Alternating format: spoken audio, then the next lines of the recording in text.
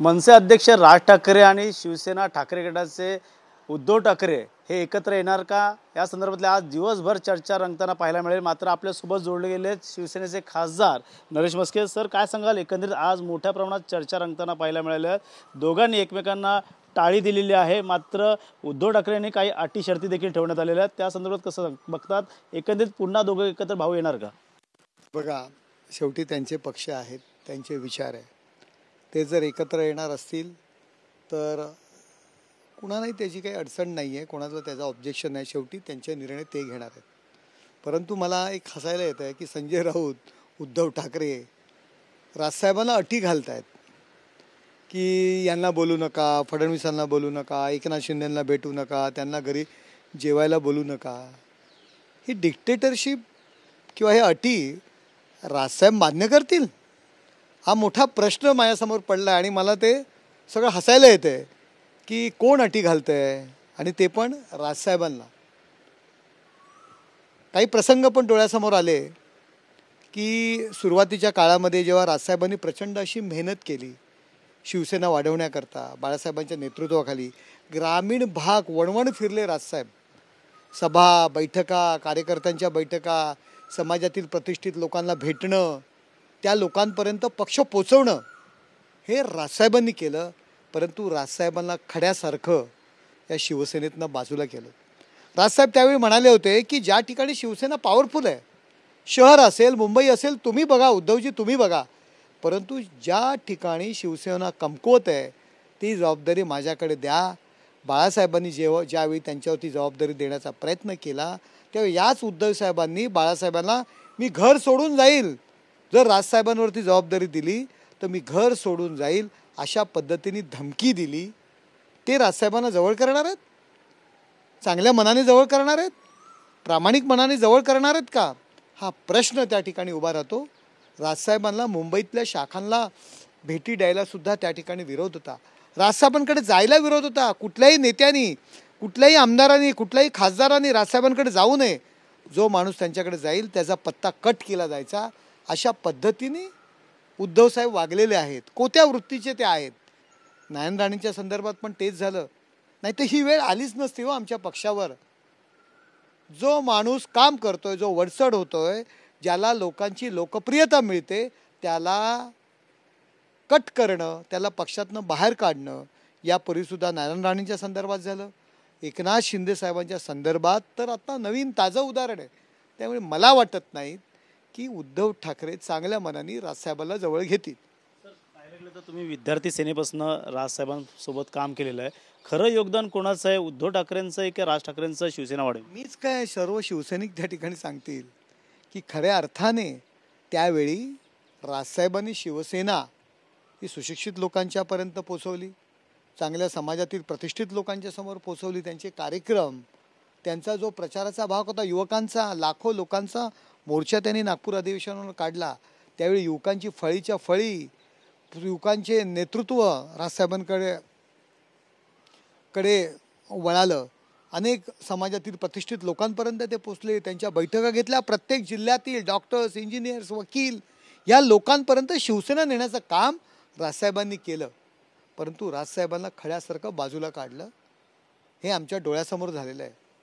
महाराष्ट्र म्हणतंय की दोघांनी एकत्र आलं पाहिजे, तसंच या ठिकाणी पाहिलं तर काँग्रेस असेल, सुषमा अंधारे असेल, ते देखील म्हणतात कुठेतरी आता एकत्र येतील, पण त्यात काय दुमत नाही। मात्र तुमचं काय मत आहे एकंदरीत की एकत्र येणार का एकत्र येऊ? बघा, एकत्र त्यांचे पक्ष आहेत, दोघांचे वेगवेगळे पक्ष आहेत, त्यांच्या पक्षाचा निर्णय आहे की त्यांनी एकत्र येणं, वेगळं राहणं।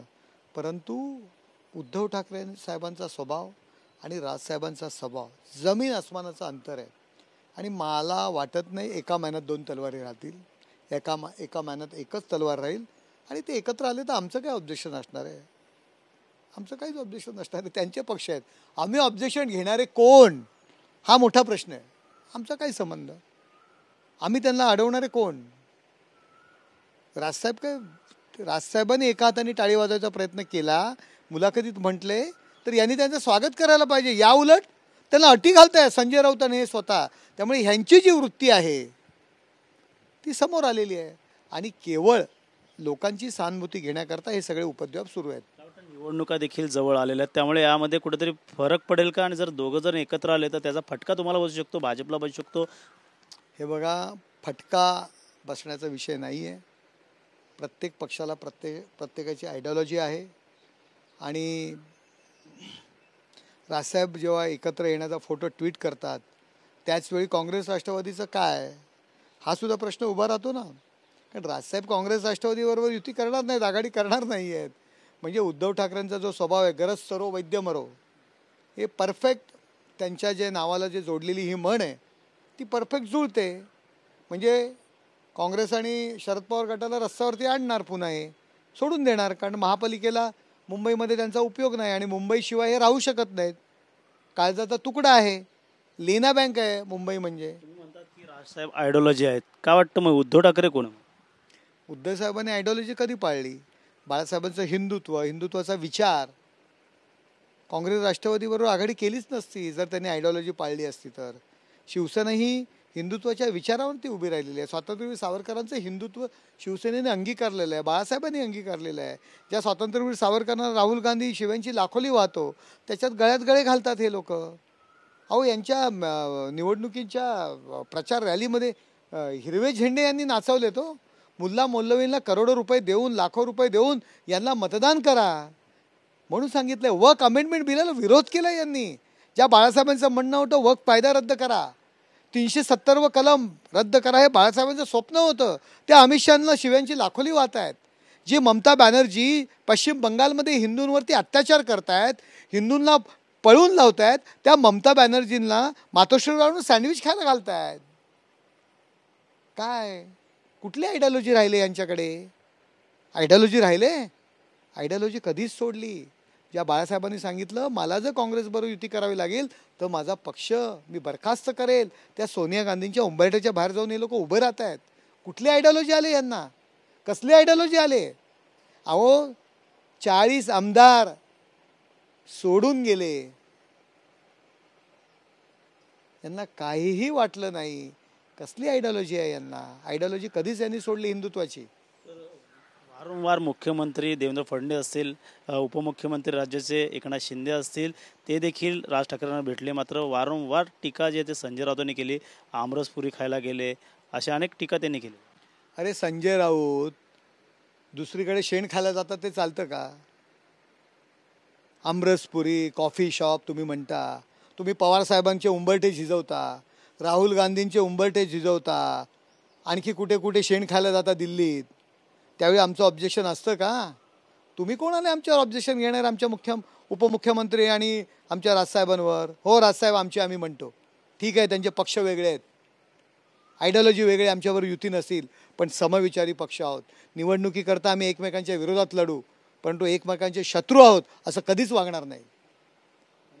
नरेश म्हस्के त्यांनी सांगितलं की आम्ही एकमेकांच्या विरोधात लढू, मात्र आम्ही शत्रू नाही. मात्र येणाऱ्या काळात आता राज ठाकरे आणि उद्धव ठाकरे एकत्र येणार का महाराष्ट्र हितासाठी, हे देखील पाहणं गरजेचं राहणार आहे. कॅमेरा आदिलसह गणेश थोरात, TV9 मराठी, ठाणे.